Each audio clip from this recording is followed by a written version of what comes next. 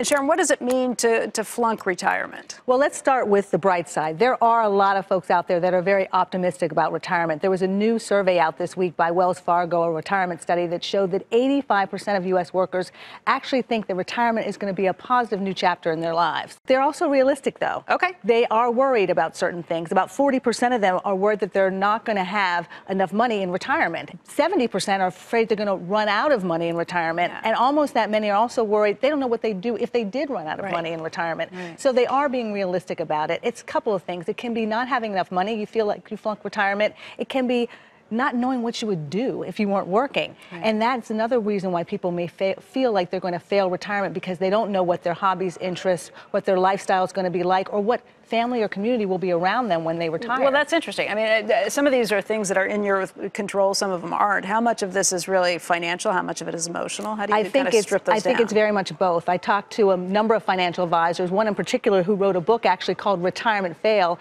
Greg Sullivan said that he actually thinks it's a lot more personal and emotional decisions that cause you to make poor financial decisions that then enable you to not be able to live the retirement life that you want. And so that can be just not planning for some of the unexpected that could happen, a divorce that can really derail your financial lifestyle, or healthcare expenses that are higher than you expected, or it can be things that you can control, like you continue to subsidize your adult children and you don't need to continue to do that, or you make some type of investment decision like pulling money out of your retirement accounts to afford a lifestyle that you really can't afford. Here's what drives me nuts with every retirement planner thing that you've gone in and ever tried to do.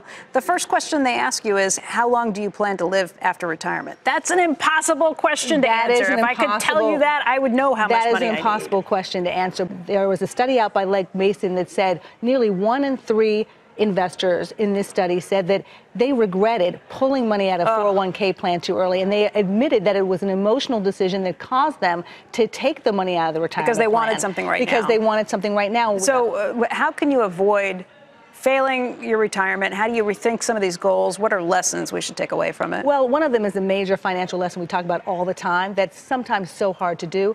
Stop overspending. Stop overspending now, and then don't overspend in retirement. Then you also want to make sure, as we've talked about as well, don't give your kids too much money when they're adults, because they need to learn how to be financially independent.